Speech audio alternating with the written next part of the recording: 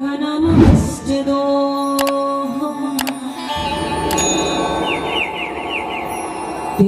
तीर्थास्पदं शिव विरिञ्चिनुतं शरणं भक्त्यार्थिः प्रणतपाल भवाब्धिपोतं वन्दे महापुरुषते चरणारविन्दम्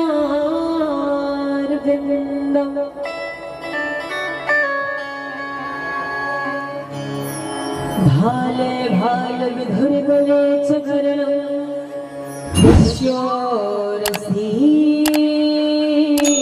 व्यालराट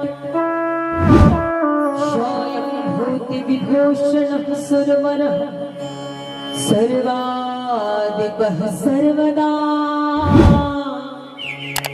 सर्वः सर्वगतः शिवः शशनिभिः श्रीशङ्करः पातु माम्।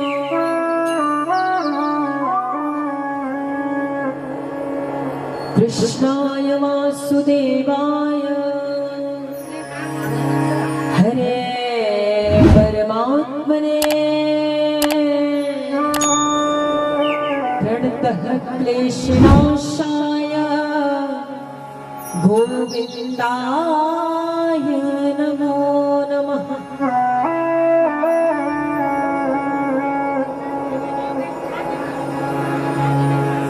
साग्रेवरमौक्तिकं करतले वेणोकरे कङ्कणं सर्वाङ्गे हरिचन्दनं सुललितं कण्ठे गोपाल चूड़ामणि वरहा पीडं नटवर वपो कर्णयो कर्णिकारं विद्वद्वासः कनककपिशं वैजयन्तीं च मालां रन्ध्रान् वेणोर्धर्षोधया पूरयन् गोपवृन्दै वृन्दारण्यं स्वपदरमणं प्रेम से मिलके सब कहो श्री बाल कृष्ण की जय। बोले कृष्णचंद्र भगवान की सांवरिया सरकार की ब्रज के लाला की समस्त ब्रजवासियों की जय जय श्री राधे जय जय श्री राधे जय जय जय श्री राधे।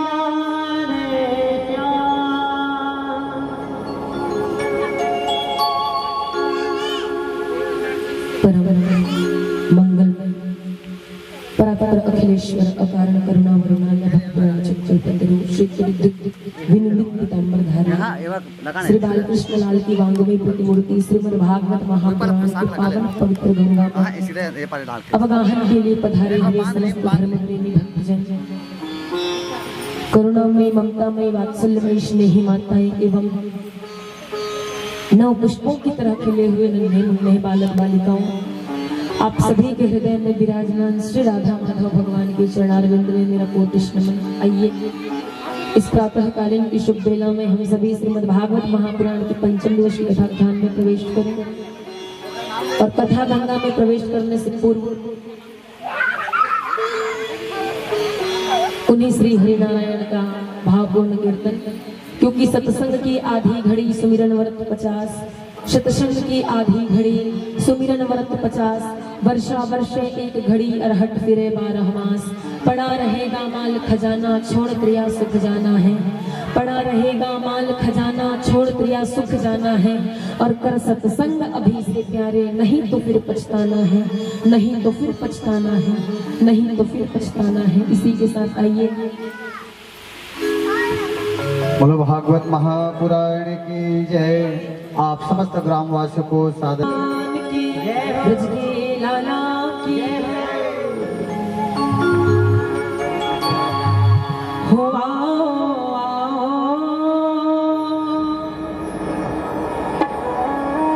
मेरे गोपाल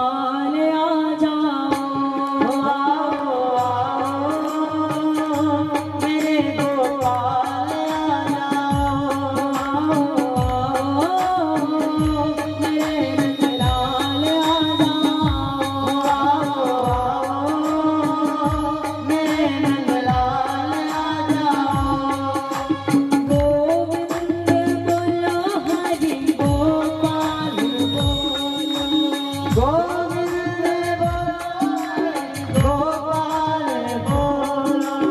गोविंद बोलो हरि गोपाल बोलो।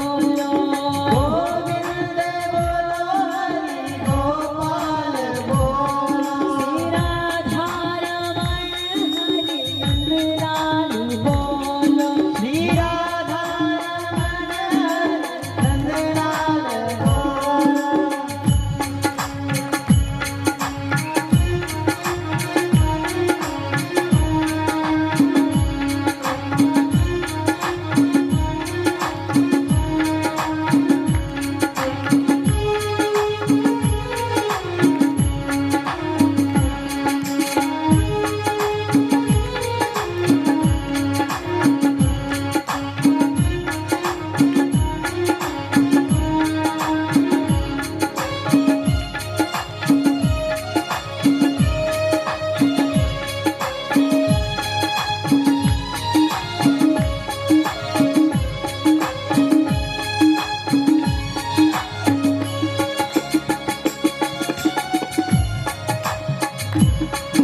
गोविंद बोलो बोलो गोपाल बोलो।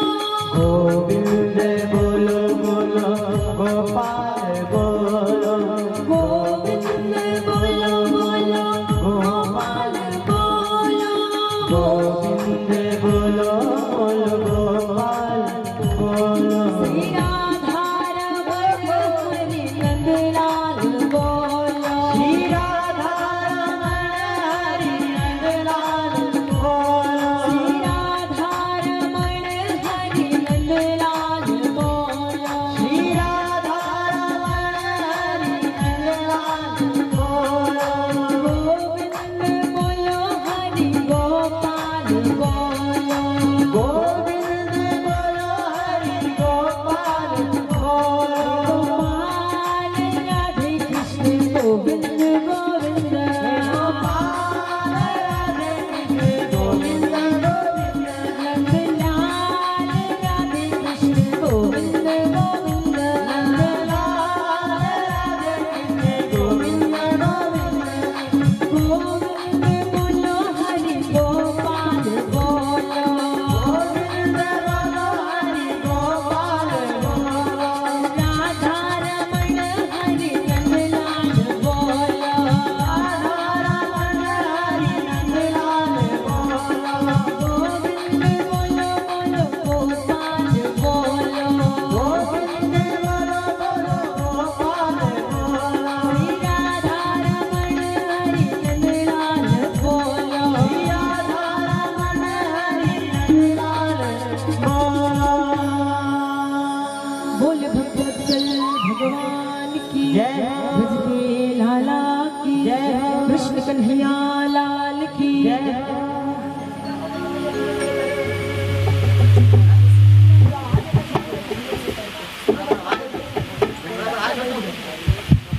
श्री राधा श्री राधा श्री राधा श्री राधा श्री राधा बोले भक्तवत्सल भगवान की सांवरिया सरकार की ब्रज के लाला की। आइए कथा गंगा में प्रवेश करते हैं। कल की कथा में आचार्य सुखदेव जी महाराज ने राजऋषि परीक्षित को ठाकुर जी के जन्म का प्रसंग श्रवण कराया। कल हमने बड़े भाव से हमारे लड्डू गोपाल का जन्मोत्सव मनाया। इधर हमारे लाला के जन्मोत्सव में महाराज नंद बाबा जी खूब लुटा रहे हैं। फिर नंद बाबा गंभीर होकर के कहते हैं कि महाराज हम लोग इधर जन्मोत्सव मनाने में लगे हैं और हमको बड़े महाराज कंस को वार्षिक कर भी देना है, क्योंकि नंद बाबा छोटे राजा हैं और जो छोटे राजा होते हैं वो बड़े राजाओं को वार्षिक कर देते हैं, तो महाराज उनको वार्षिक कर भी देना है। यह करके नंद जी जो हैं वो गोकुल से इधर मथुरा है महाराज।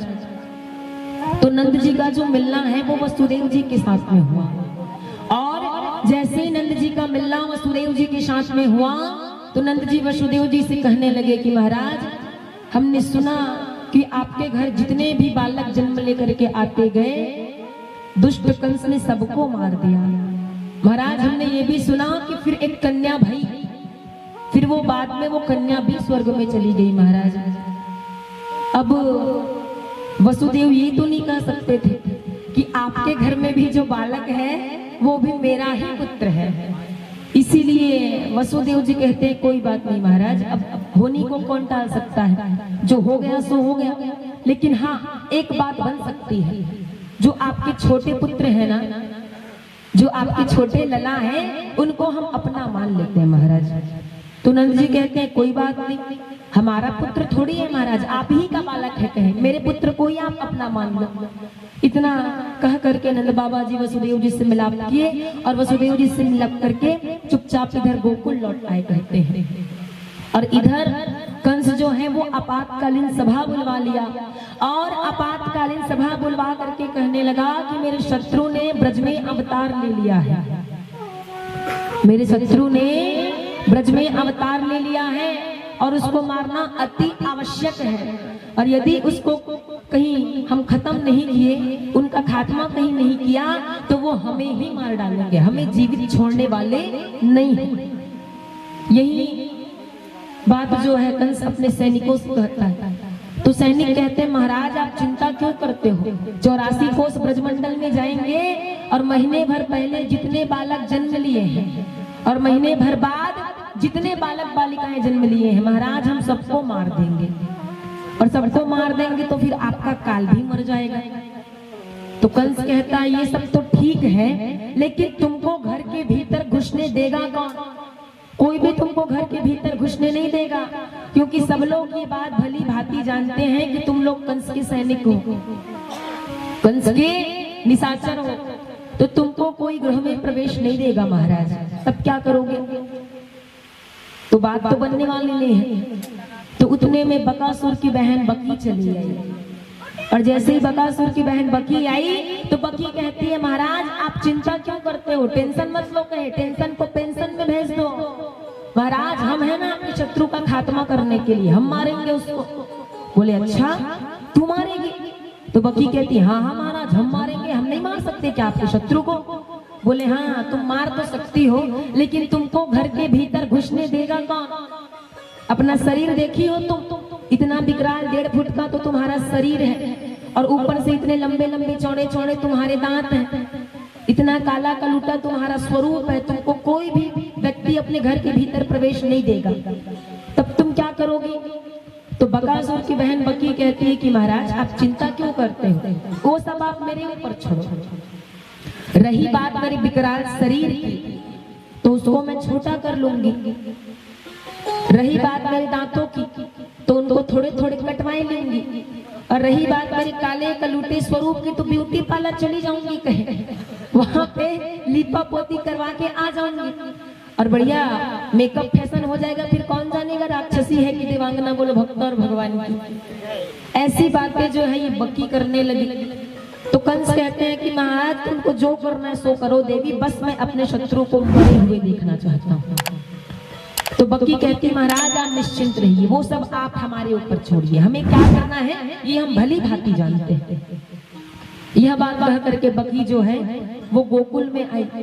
7 दिन के हुए हैं हमारे लाला, और ये बकी हमारे ठाकुर जी को मारने चली आई। देखिए बकी कहते हैं अविद्या को, और अविद्या का स्थान होता है 14 जगह, 5 ज्ञानेंद्रियां, 5 कर्म इंद्रियां, मन, बुद्धि, चित्त और अहंकार। इन 14 स्थानों पे बकी रूपी अविद्या जो है वो वास करती है। भगवान कब जन्म लिए? अष्टमी को। और ये बकी कब मारने आई? चतुर्दशी को, ठीक 7वें दिन। अष्टमी, नवमी, दसवीं, एकादशी, द्वादशी, त्रयोदशी और चतुर्थदशी, ठीक 7वें दिन ये बकी जो है ठाकुर जी को मारने आई। और जैसे ही मारने आई महाराज तो बढ़िया देवांगना का स्वरूप धारण कर ली है, और देवांगना का स्वरूप धारण करके गोकुल में पधारी है। और जैसे ही ब्रजवासी देखे तो ब्रजवासी कहने लगे महाराज हमें लगता है कि ये देवी जो है वह महारानी यशोदा की बचपन की कोई सखी होगी, जो हमारे लाला को आशीर्वाद देने के वास्ते चली आई है, क्योंकि वो कभी गोकुल में आई नहीं थी। पहली बार गोकुलवासी उनको देखे थे तो एक दूसरे के साथ उनको देख करके वार्तालाप करते थे कि ये हमारे ब्रज में पहली बार आई है, हमारे गांव गोकुल में पहली बार आई है। पहले कभी इनको देखा नहीं है, तो आपस में बातें बना रहे हैं महाराज की हमें लगता है कि नंदरानी की सखी होगी बचपन की कोई जो लाला को आशीर्वाद देने के बहाने चली आई है। अब धीरे धीरे धीरे धीरे करके ये बकी जो है हमारे ठाकुर जी के कक्ष में पहुंची। वहां पे महारानी यशोदा हमारे ठाकुर जी को पलना झुलाई रही थी और वहां पे तो हजारों लोग आ रहे हैं, हजारों लोग जा रहे हैं। अब कौन जाने कौन देवांगना है कौन राक्षसी है इसका तो पता नहीं है महाराज, बस चले जा रहे हैं। अब जैसे ये बकासुर की बहन बकी भगवान के पालने के समीप आई, इतने में महारानी यशोदा कहती है कि आप आई कहाँ से हो? तो बकी कहने लगी जी मैं ब्राह्मणी हूँ, यही पास के गांव में रहती हूँ। सुना आपको बड़े समय के बाद लाला हुआ, इसीलिए आपके लाला को आशीर्वाद देने के बहाने चली आई हूँ महाराज। और जैसे इस प्रकार की बातें करी बकी तो महारानी यशोदा कहती बढ़िया करी ब्राह्मणी चली आई, एक काम करो आप मेरे लाला के पास थोड़ी देर ठहरो, थोड़ी देर बैठो और हम थोड़ा अतिथि सत्कार करके आते हैं। इतना कह करके महारानी यशोदा भीतर गई और जैसे ही अतिथि सत्कार करने भीतर गई, धीरे धीरे करके ये बकी जो है भगवान ठाकुर जी के पालने के पास पहुंच गई। और जैसे ही ठाकुर जी इस बकी को देखे तो अपने दोनों नेत्रों को बंद कर लिए। तो इधर राजऋषि परीक्षित जो है आचार्य सुखदेव जी महाराज से प्रश्न करते हैं कि गुरुवर इस राक्षसी को देखते ही परमात्मा ने अपने दोनों नेत्र क्यों बंद कर लिए? नेत्र बंद करने के क्या कारण है? तो इधर आचार्य सुखदेव जी महाराज कहते हैं कि परीक्षित शायद भगवान यह विचार कर रहे हैं कि जब भी हम जन्म लेते हैं तो पहले स्त्री को मारना पड़ता है। रामावतार में आए थे तो सबसे पहले किसका वध किए थे? एक ही बाण प्राण हर लेना, एक ही बाण में भगवान ने उस ताटक वन की ताड़का के प्राणों का हरण किया था। किसमें? रामावतार में। अब कृष्णावतार में सबसे पहले उसी स्त्री को मारना पड़ रहा है, अर्थात फिर से स्त्री का वध पहले करना पड़ रहा है। बकासुर की बहन बकी को मारने का समय आ गया है, तो भगवान यही विचार करके भगवान को आत्मग्लानि हो रही है कि पहले स्त्री को ही मुझे क्यों मारना पड़ता है। ये पहला कारण है। दूसरा कारण तो ये है कि भगवान के एक आंख में सूर्य का वास है तो दूसरी आंख में चंद्रमा का वास है। सूर्य और चंद्रमा विचार कर रहे हैं क्या कि जिस समय सारी दुनिया भगवान को लाड लड़ा रहे हैं, गोदी उठा रहे हैं, पलना झुला रहे हैं, उस स्थिति में उस परिस्थिति में वैसे समय में ये उल्टा राक्षसी हमारे ठाकुर जी को मारने आई है। ऐसे भयानक राक्षसी को हम देखना नहीं चाहते, इसीलिए सूर्य और चंद्रमा अपने आप को ढक लिए हैं, पलकों के माध्यम से बंद कर लिए हैं। दूसरा कारण ये भी है भगवान के नेत्र बंद करने का। तीसरा कारण तो ये है कि भगवान विचार कर रहे हैं क्या कि ब्रज में हमारा अवतार हुआ है दूध दही खाने को, घी खाने को, माखन मिश्री खाने को। दूध दही घी तो मुख में गया नहीं है और ये हमारी मौसी जी जो है हमको पहले ही विष पिला के मारने चली आई है। तो भगवान आंखें को बंद करके हमारे भोले बाबा को याद कर रहे हैं और भोले बाबा को याद करते हुए कहते हैं कि हे भोले बाबा, समुद्र मंथन के समय जितना भी हलाहल विष निकला नाथ, उस हलाहल विष का पान आप कर लिए। अब कृपया करके इस बकी मौसी का भी स्तन में जो विष भरा हुआ है उसका पान कीजिए, ताकि विष का पान आप करो और मौसी जी के दुग्ध का पान हम करते जाएं। इसीलिए दोनों नेत्र को बंद करके हमारे भूत भावन भोलेनाथ को याद कर रहे हैं। ये अलग अलग कारण बताए गए हैं महाराज, इसलिए भी भगवान ने नेत्र को बंद किया है। अब धीरे धीरे करके वो बकी जो है ठाकुर जी के पालने के समीप चली आई, पालने के पास आई और आकर के हमारे लाला को उठा दी और लाला को गोद उठा करके कहती है कि बस इसको 2-4 बूंद अपने स्तन का दुग्ध पान कराऊंगी और ये बालक बिल्कुल समाप्त हो जाएगा, मर जाएगा, कहीं मृत्यु को प्राप्त कर जाएगा। अब यही सोच विचार करके ये जो बकी है हमारे लाला को स्तन पान कराने लगी। अब देखते ही देखते 5 मिनट का समय व्यतीत हो गया, 10 मिनट का समय व्यतीत हो गया, आधे घंटे का, महाराज 1 घंटे का समय व्यतीत हो गया, लेकिन हमारे ठाकुर जी उनके स्तन का पान किए जा रहे हैं। ये बकासुर की बहन बकी कहती है, अरे ये कैसा अनोखा बालक है, मेरे स्तन में इतना विष भरा हुआ है और स्तन भरे विष को पीने के बाद भी ये बालक जीवित कैसे है, मुझे समझ में नहीं आ रहा। और जैसे ये बकी विचार करी तो धीरे धीरे भगवान उसके के स्तन का पान करते करते उनके प्राणों का भी पान करना शुरू कर दिए। और जब प्राण शरीर से निकलते हैं महाराज तो कितनी छटपटाहट, कितनी व्याकुलता हमको होती है, आपको पता है। बिल्कुल वही छटपटाहन, वही व्याकुलता उस बकी को भी होने लगी। और जैसे ही बकी को होने लगी तो बकी चिल्लाती है, पूतना पूतना। और पूत ना, पूत अर्थात पुत्र और ना अर्थात नहीं, बेटा नहीं, बेटा नहीं, बेटा नहीं। ये बकासुर की बहन बकी है, इसका नाम पूतना नहीं था। भगवान ने जब इनके प्राणों का पान करना शुरू किया ना तो व्याकुलता से चिल्लाते हुए कह पड़ी, पूतना, पूत नहीं, बेटा नहीं, बेटा छोड़ो। इसीलिए इसका नाम पड़ा पूतना महाराज। अब धीरे धीरे भगवान उनके प्राणों का पान कर रहे हैं, इसको छटपटाहन, व्याकुलता हो रही है महाराज। अब जैसे ही यह बकासुर की बहन बकी जो पूतना है वो कहती है, पूतना पूतना, बेटा नहीं, बेटा नहीं, छोड़ो, अब मुझे तकलीफ हो रहा है, कष्ट हो रहा है। तो भगवान कहते हैं कि मौसी जी, हम किसी को पकड़ते नहीं हैं, हम इतनी आसानी से किसी को पकड़ते नहीं हैं, लेकिन जिसको पकड़ ले फिर उसको छोड़ते भी नहीं है, ये हमारी स्थिति है। और जैसे ही भगवान ने कहा सो वो पूतना कहने लगी, महाराज ये कैसा मायावी बालक है, ये तो बड़बोलों की तरह वार्तालाप कर रहा है, बड़ों के जैसे बात करता है, ऐसा लगता है मानो ये कोई सयाना हो क्या, मुझे ऐसा प्रतीत हो रहा है। यही विचार जो है वो इधर बकी करने लगी। कहते हैं धीरे धीरे धीरे धीरे करके भगवान जो है उसके प्राणों को पूरा आकर्षित कर लिए और ये बकासुर की बहन बकी जो है वो अपने वास्तविक स्वरूप में आ गई। और वास्तविक स्वरूप में आकर के लाला को लेकर के दूर गहन वन में चली गई और वन में जाकर के महाराज धड़ाम से जमीन पर गिर पड़ी। और देखते ही देखते भगवान ने उस बकी के, उस पूतना के प्राणों का जो है वह पूरा पान कर लिया। उस बकी के प्राणों का हरण हमारे ठाकुर जी ने कर लिया, उस बकी को भी मार गिराया। और जैसे ही उसके गिरने की आवाज इधर नंद भवन में पहुंची तो नंद बाबा कहते हैं, लाला कहाँ है? तो महारानी यशोदा कहती है कि वहां से ब्राह्मणी आई थी किसी गांव से, तो मैं अपने लाला को ब्राह्मणी के हाथों में सौंप के गई थी। बोले ये आवाजें कहाँ से आ रही है गिरने की? और जैसे ही भागे भागे जाकर के वन की ओर देखे महाराज तो वही बकी गिरी पड़ी हुई थी और लाला उसके वक्षस्थल पर सुंदर कंदुकड़ा कर रहे थे, खेल रहे थे हमारे बाल कृष्ण। उतने में जाकर के नंद बाबा जो है हमारे लाला को नीचे उतार के लाए और ला करके कहते, तुम पागल हो क्या, मूर्ख हो, किसी भी राक्षसी के हाथों में हमारे लाला को ब्राह्मणी है करके थमा देते हो, थोड़ा ध्यान रखा करो। इतना कह करके महाराज हमारे छोटे से ठाकुर जी को लेकर के आए। अब इधर जैसे ठाकुर जी को लेकर के आए तो ब्रज की जो माताएं हैं वो महारानी यशोदा से कहती हैं कि नंदरानी, तुम्हारे बालक ने जो है वो राक्षसी का स्पर्श कर लिया है, तो तुम्हारे लाला की नजर उतारनी पड़ेगी, इसको एक प्रकार की नजर लग गई है। तो नंदरानी कहती है कैसे नजर उतारे?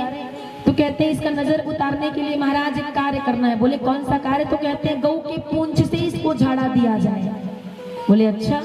अब गऊ के पूंछ से झाड़ा दिया गया महाराज, हजारों प्रकार से हमारे लाला का नजर उतारा गया। और लाला का नजर उतारते हुए कहते हैं कि मेरे लाला के इंद्रियों की रक्षा भगवान ऋषिकेश करे, मन की रक्षा भगवान योगेश्वर करे, मेरे खेलते हुए लाला की रक्षा भगवान नारायण करे। अर्थात भगवान का ही नजर उतारती है और उनका ही नाम लेती है। ऋषिकेश किसका नाम है? ठाकुर जी का, कृष्ण जी का ही नाम ऋषिकेश है। नारायण किसका नाम है? ठाकुर जी का। तो उन्हीं का नाम ले रही है और उन्हीं का नाम लेकर के उन्हीं का नजर उतार रही है। ऐसा वात्सल्य है महाराज इन ब्रज की माताओं का। इधर आचार्य सुखदेव जी महाराज इसी कथा का निरूपण करते करते, वर्णन करते करते रो पड़े और रोते हुए कहते कि महाराज ऐसा वात्सल्य, इतना प्रेम जो है इन ब्रजवासियों के मन में, इन ब्रज माताओं के मन में हमारे श्री छोटे लला श्री ठाकुर जी को लेकर के है। कहने लगे महाराज इधर धीरे धीरे करके ब्रजवासियों ने आकर के इसी पूतना के शरीर को अग्नि लगाई महाराज उसकी मृत्यु के पश्चात। और जैसे ही पूतना के शरीर को अग्नि लगाई तो पूतना के शरीर से दुर्गंधी की जगह सुगंधी निकलना शुरू हो गया। और जैसे ही सुगंधी निकलना प्रारंभ हुआ महाराज तो इधर आचार्य सुखदेव जी महाराज से राजऋषि परीक्षित ने पुनः प्रश्न कर लिया, क्या कि गुरुदेव ये तो राक्षसी है, ये राक्षसी है, तो राक्षसी को जलाने पर तो दुर्गंधी आनी चाहिए, सुगंधी इसलिए आ रही है। तो आचार्य सुखदेव जी महाराज कहते हैं कि परीक्षित तुम खुद विचार करो, जिन्होंने ठाकुर जी को गोद में लिया, भगवान को गोद में लेकर के पलना झुलाया, पालना झुला करके जिन्होंने ठाकुर जी को अपना स्तनपान कराया, वो राक्षसी हो सकती है क्या? वो राक्षसी नहीं है। बोले तो कौन है प्रभु? तो कहते हैं ये बकासुर की बहन बकी कौन है जानते हो? ये पूर्व जन्म में बलि की पुत्री रत्नमाला थी। कहते हैं क्या थी? बलि की पुत्री रत्नमाला। जब भगवान वामन का अवतार धारण करके, स्वरूप धारण करके राजा बलि के द्वारे गए, तो राजा बलि की जो पुत्री है वो भगवान को देख करके कहने लगी, क्या जानते हैं कि ये बालक तो बड़ा स्नेह करने योग्य है, प्रेम करने योग्य है। यदि मैं इसकी मैया होती ना तो बढ़िया इसको स्तन का अपना दुग्ध पान कराती। लेकिन जैसे ही 3 पग भूमि में राजा बलि का सारा त्रिलोकी का साम्राज्य नाम करके ले जाने लगे हमारे वामन नारायण, तो इसी दृश्य को देख करके बलि की पुत्री जो है रत्नमाला वो कहती है कि यदि मैं इसकी मैया होती ना तो उसी स्तन में विष डाल करके इस बालक को पिला देती। तो भगवान ने भी उसी भाषा में उत्तर दिया। भगवान ने कहा जरूर देवी, तुम्हारी ये जो मनो आकांक्षा है ना, इसको हम कृष्णावतार में पूर्ण करेंगे। तो वही बलि की पुत्री रत्नमाला जो है इधर बकासुर की बहन बकी के रूप में चली आई और भगवान के हाथों उन्होंने मृत्यु अर्थात मुक्ति को भी प्राप्त कर लिया। कहते हैं ऐसे हमारे जो छोटे लला हैं, इन्होंने इधर बकासुर की बहन बकी अर्थात पूतना का भी उद्धार कर दिया। एक बार जोरदार जयकारा बोले बाल कृष्ण लाल की, लड्डू गोपाल भगवान की। अब इधर जैसे ही हमारे लाला जो है 6 महीने के हुए, सो कंस ने एक और विचित्र राक्षस को भेजा जिसका नाम है सकटासुर। और जैसे ही सकटासुर आया तो भगवान ने उस सकटासुर का कल्याण किया। 1 वर्ष के हुए सो तृणावर्त आया, भगवान ने उस तृणावर्त का भी उद्धार किया।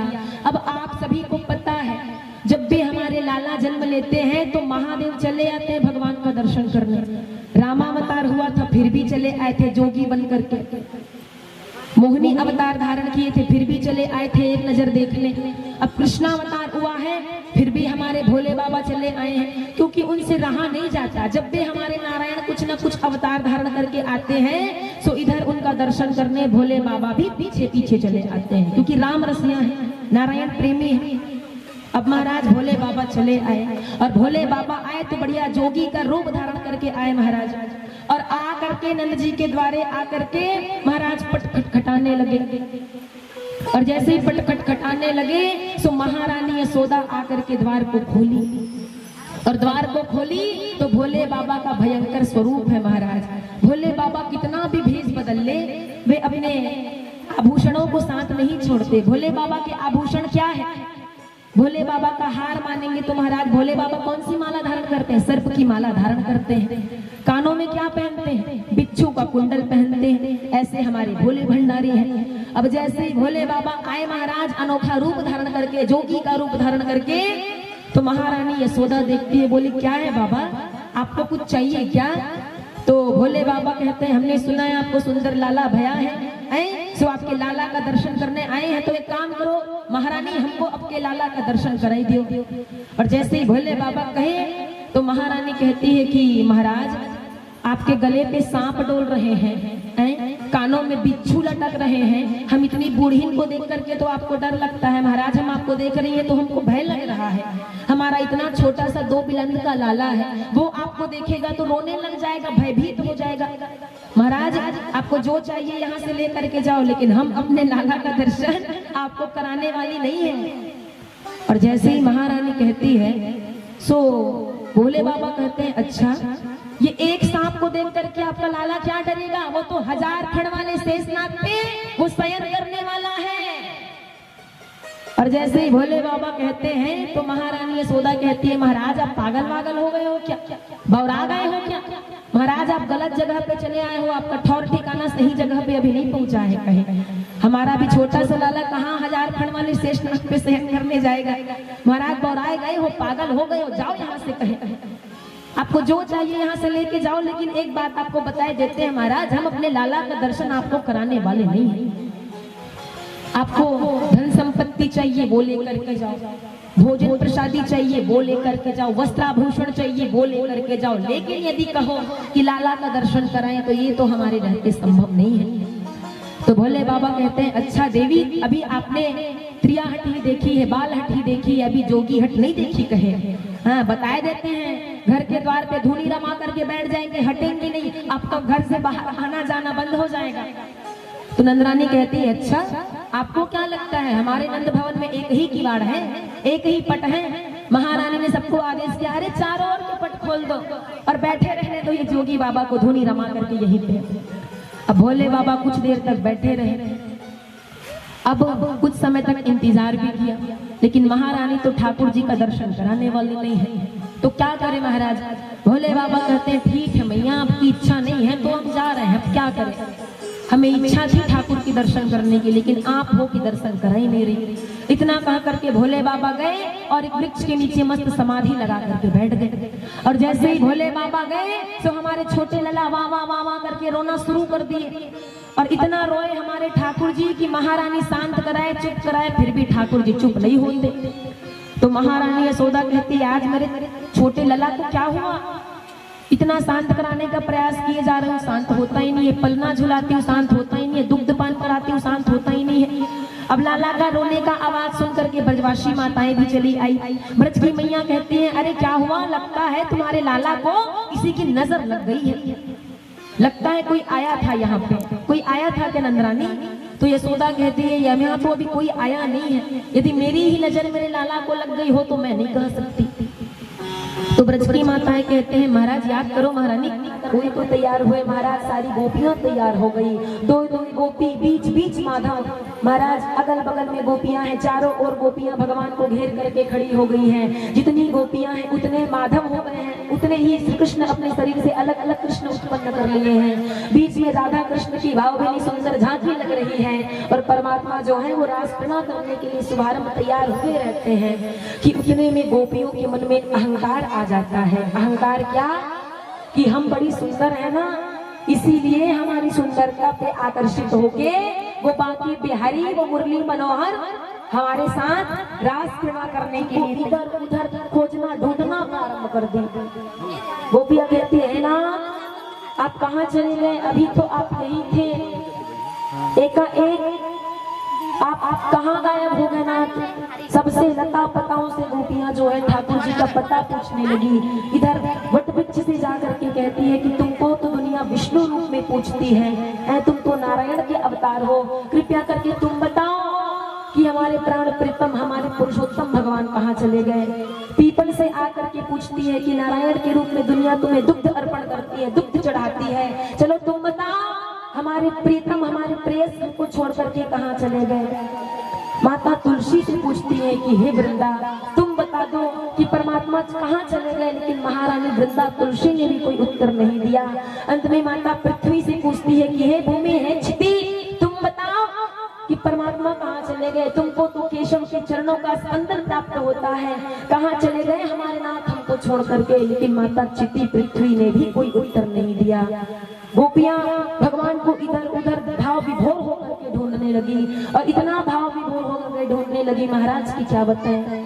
इधर गोपियां भगवान को ढूंढते ढूंढते पागल सी हो गई। उन गोपियों को ऐसा लगने लगा कि मैं ही कृष्ण हूँ क्या, ऐसा उनको आभास होने लगा।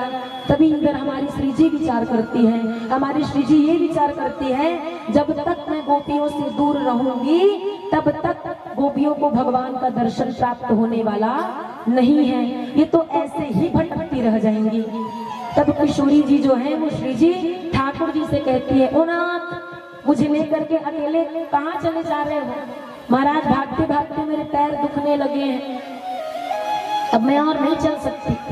तो ठाकुर जी कहते हैं तब क्या करोगे, तो बोले मैं आपके कांधे पे बैठ करके जाऊंगी। तो भगवान ने कहा इसका मतलब तुम्हें भी अहंकार हो रहा है। भगवान कहते ठीक है हमारे कंधे पे बैठना। इसीलिए भगवान नीचे झुके और जैसे ही भगवान नीचे झुके सो श्री राधा रानी बैठने को तैयार हुई और जैसे ही श्री जी बैठने को तैयार हुई उतने में भगवान अंतर ध्यान हो गए, राधा रानी के पास से भी गायब हो गए। और जैसे ही श्री जी के पास से अंतर ध्यान हुए तो भगवान को ढूंढते ढूंढते जो है गोपियां श्री जी के समीप आई और श्री जी को जैसे ही अकेले पाई तो गोपियां कहती है अरे प्राण प्रिय आपके पास भी नहीं है, आपको भी छोड़ करके चले गए क्या। तो श्री जी कहती है जैसी स्थिति तुम्हारी है ना बिल्कुल वैसी स्थिति मेरी भी है। जिस प्रकार तुमको छोड़ करके चले गए थे, उसी प्रकार वही प्रीतम, वही प्राणनाथ, वही अधीश्वर हमें भी छोड़ करके चले गए। भाव विभोर होकर के गोपियां जो है परमात्मा को ढूंढने लगी। परमात्मा को ढूंढते ढूंढते हमारी श्री जी और गोपियां जो है वो इधर यमुना के किनारे चली आई और कृष्ण मिलन की कामना को लेकर के गोपियों ने एक सुंदर गीत गाया। इसी को महाराज गोपी गीत कहते हैं और यही भागवत के पंच प्राण कहते हैं। गोपियां कहती हैं, जयति तेधिकम्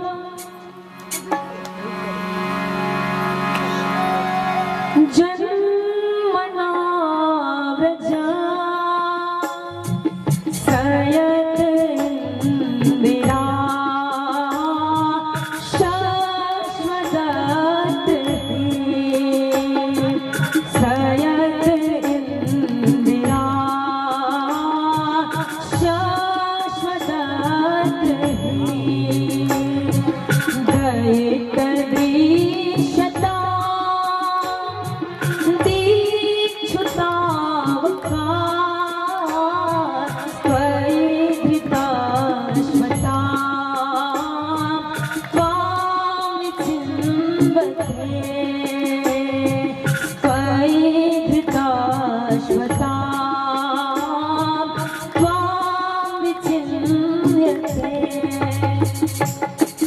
गोपियां भाव विभोर होकर के परमात्मा को पुकारती है कि हे परमात्मा, अब तो आप दर्शन दे दो। अब तो आप हमें छोड़ करके गए थे, लेकिन अब आपने श्री जी को भी अकेला छोड़ दिया, श्री जी को भी पिछेड़ दिए। हे परमात्मा, कब हमको आप दर्शन दोगे? कब आप हमको अपने भावभीनी झांकी का दर्शन कराओगे? यदि इसी तरह हमको अकेले छोड़ना था तो जब ब्रजवासी पाप के मुख में, अध के मुख में प्रवेश किए, तब आपने उनको क्यों बचाया? इसी तरह विरह रूपी अग्नि में जला करके हमको समाप्त कर देना था, तो हमको पाप के मुख में प्रवेश करने से क्यों बचाया? उसके मुख में ही हमको समाप्त होने देते। ब्रजमंडल में जब द्वा अग्नि लगी तो उस द्वा अग्नि का पान आपने क्यों किया? हे प्रभु, इस ब्रजमंडल में जन्म तो बड़े सौभाग्य के साथ में मिलता है, ऐसे किसी को ब्रज में जन्म नहीं मिलता। हे नाथ, इस ब्रज में जन्म लेने के लिए देवांगनाएं भी तरसती हैं, ऐसे ब्रज में हमको सौभाग्य से जन्म मिला, और मिला तो आपकी प्राप्ति हुई, और प्राप्ति हुई तो प्रेम मिला करके एक क्षण में आप बिछो के हमको चले गए। नाथ, ही आपकी स्थिति ठीक नहीं है। हे प्रभु, आप कब हमको दर्शन दे रहे हो? हे नाथ, अब आपको दर्शन देना ही होगा।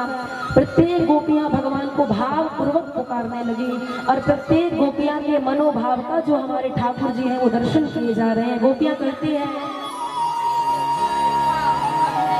गले से लगा लो ना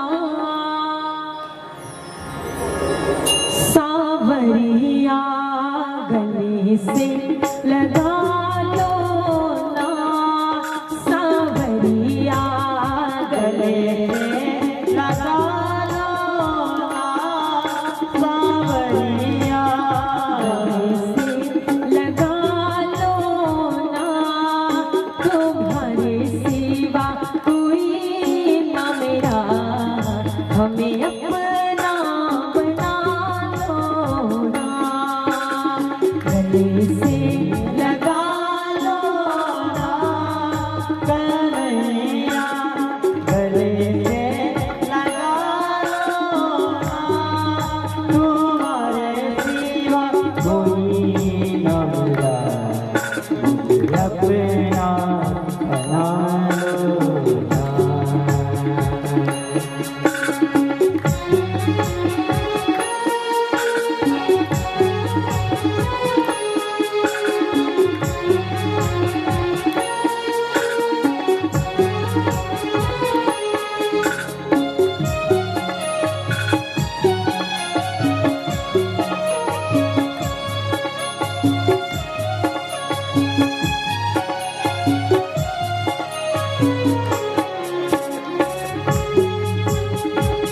ये गोपियां कहती हैं,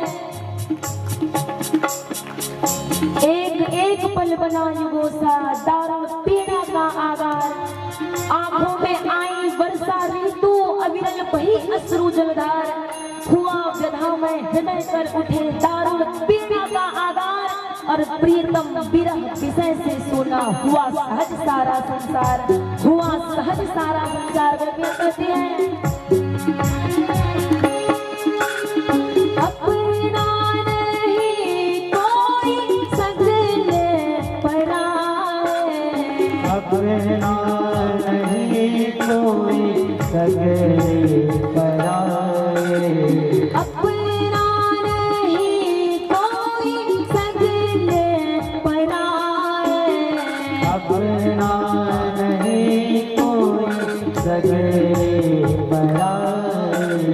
जितना उठो मुझे उतना गिराए, जितना उठो मुझे उतना गिराए, जितना उठो मुझे उतना गिराए, जितना उठो मुझे उतना गिराए, जितना उठो मुझे उतना गिराए, जितना उठो मुझे उतना गिराए, तो मुझे उतना गिराए।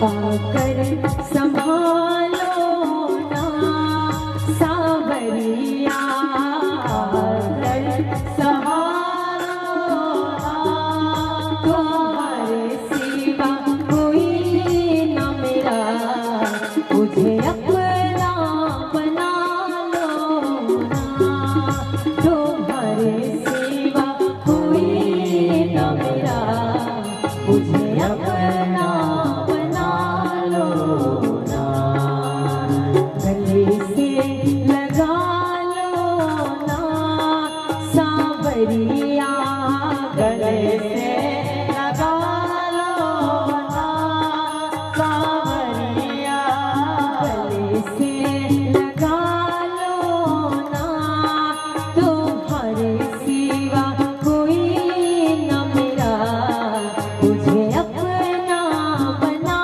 लो ना, तुम्हारे सिवा कोई न मेरा, मुझे अपना बना लो ना। बुलवा के बिहारीलाल की जय। श्री भक्तवत्सल भगवान की जय।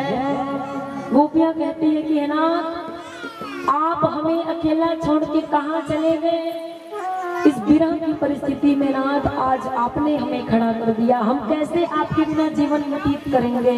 है नाथ कृपया करके अब आप हमें दर्शन दो। एक एक गोपियों के प्रत्येक मने भाव का दर्शन जो है वो हमारे श्री हरि नारायण कर रहे हैं। इतने में भगवान विचार करते हैं कि इनको दर्शन देना अब अति आवश्यक है।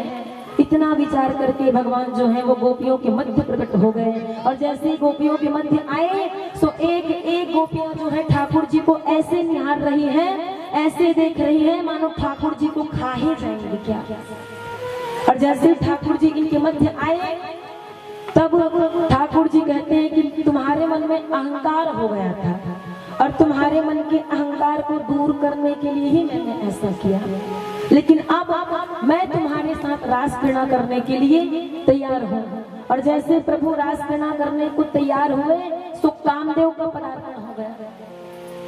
और जैसे ही कामदेव आया तो भगवान ने पूछा कौन हो महाराज, तुम कहाँ से पधारे। तो कामदेव कहता है महाराज मैं कामदेव हूँ, जहाँ पे सुंदर स्त्री और सुंदर पुरुष का मिलन होता है वहां पे मैं चला ही आता हूँ, मेरा पदार्पण कहीं ना कहीं से हो ही जाता है। और यहाँ पर तो विश्व सुंदरी गोपियां हैं, त्रिभुवन सुंदर आप, तो ऐसी स्थिति को मैं अकेला थोड़ी ना छोड़ूंगा। तो भगवान कहते हैं तुम्हें याद है शंकर जी के रूप में मैंने तुमको जला करके भस्म किया था, जब शिव तीसर नयन उधारा चितवत काम भयउ जल छारा, भूल गए हो। तो बोले प्रभु उस समय आप तप कर रहे थे और तपस्या करने वालों को जब मैं छेड़ता हूँ तो मुझे जलना ही पड़ता है, राग होना ही पड़ता है। तो भगवान ने कहा रामावतार में भी तुम्हारी आंख नहीं चली थी क्या। तो बोले प्रभु उस समय आपने एक पत्नी व्रत धारण किया था और ऐसे तपस्वियों को छेड़ता हूँ तब तो मेरा समापन होता ही है, इसमें कोई संदेह नहीं है। लेकिन यहाँ पे महाराज विश्व सुंदरी गोपियां त्रिभुवन सुंदरनाथ श्रीहरि आप हो, तो यहाँ पे महाराज मैं चुकने वाला नहीं हूँ। आज मेरे पंचबाण यहाँ चलेंगे। कामदेव के पंचबाण कौन कौन से हैं? वशीकरण, उच्चाटन, स्तंभन, मोहन और उद्दीपन, ये पंचबाण है। तो कामदेव कहता है यहाँ पे मेरे पंचबाण चलेंगे। बोले अच्छा, तो बोले कौन सा युद्ध करना चाहते हो महाराज पंचबाण को लेकर के, किले वाले या मैदान वाला? तो बोले महाराज किले वाला युद्ध तो मैं रोज करता हूँ। देखिए, विवाह करके पत्नी के साथ रह करके काम को जीतना किले वाला युद्ध है, लेकिन असंख्य सुंदरी नारियों के मध्य रह करके काम को जीतना ये मैदान वाला युद्ध है। तो किले वाला युद्ध तो प्राय करता हूँ, आज मैदान वाला युद्ध करूंगा। बोले अच्छा ठीक है। अब कामदेव अपने पंचबाण लेकर के आया महाराज, और परमात्मा के साथ में वो युद्ध करना प्रारंभ कर दिया। अब इधर गोपियां हैं, जितनी गोपियां हैं उतने माधव हो गए, और श्री जी के साथ में ठाकुर जी बीच में विराजमान हो गए, और श्री जी के साथ में ठाकुर जी बीच में विराजमान होकर के ऐसा नृत्य किए महाराज कि भगवान के नृत्य करने पर महाराज क्या कहते हैं, पूरा ब्रह्मांड झूमने लग गया। सारी गोपियां नृत्य कर रही है, ठाकुर जी नृत्य कर रहे हैं, श्री जी भी नृत्य कर रही है, और भाव से भगवान ठाकुर जी जो है वो इधर रासपना कर रहे हैं, रास विहार कर रहे हैं गोपियों के साथ में। ऊपर से देवता देख करके महाराज आश्चर्यचकित हो गए हैं, तांबुल का आदान प्रदान कर रहे हैं, देवांगनाएं मूर्छित सी हो गई हैं, उनको भी कुछ ज्ञात नहीं है महाराज। ऐसा सुंदर भगवान जो है इधर रासपना कर रहे हैं, गोपियों के साथ भगवान नृत्य करते हैं। नृत्य कैसा करते हैं? गोकुल में देखो वृंदावन में देखो रे, मुरली बाजे रे, श्याम संग राधा नाचे रे। गोकुल में देखो वृंदावन में देखो रे, मुरली बाजे रे, श्याम संग राधा नाचे रे। गोकुल में देखो वृंदावन में देखो रे, मुरली बाजे रे, श्याम संग राधा नाचे रे। गोकुल में देखो वृंदावन में देखो रे, मुरली बाजे रे, श्याम संग राधा नाचे रे।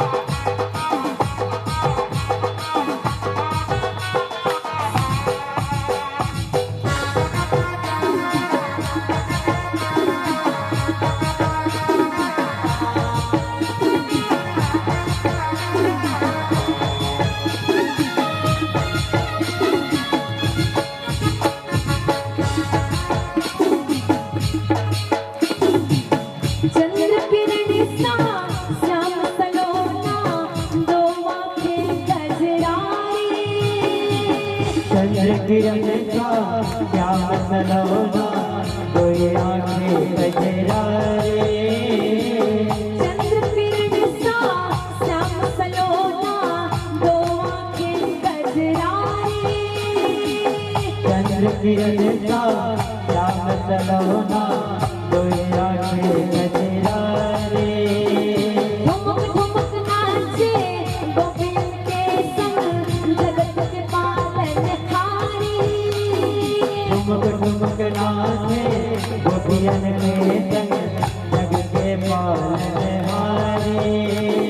रास बिहारी से राधा सुकुमारी से, रास बिहारी से राधा सुकुमारी से, मोहब्बत में नाचे रे, श्याम संग राधा नाचे रे।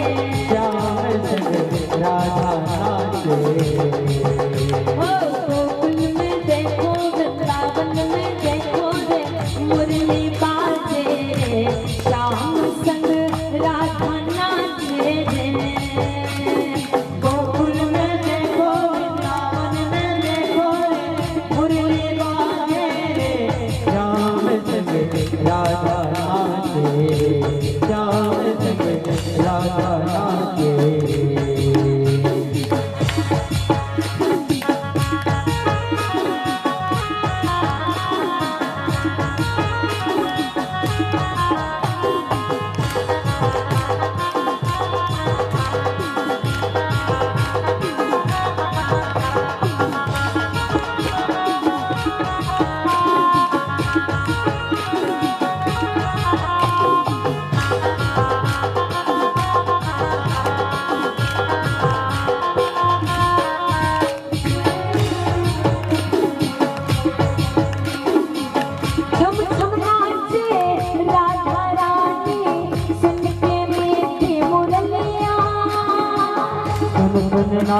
राधा रानी उनके देखी मुरलिया छम छम नाचे राधा रानी सुन के मीठी मुरलिया तुम नाचे राधा रानी सुन कर देखी मुरलिया श्याम छवि पे सब बलिहारी बाल बाल और गैया श्याम छवि पर सब बलिहारी बाल बाल और गैया सर सर चले रे पकड़ी पुरवैया रे सर सर चले रे पुरवैया ओ ब्रज में नाचे रे श्याम संग राधा नाचे रे राधा रानी गोकुल में देखो वृंदावन में देखो रे मुरली बाजे रे श्याम संग राधा नाचे रे राधा रानी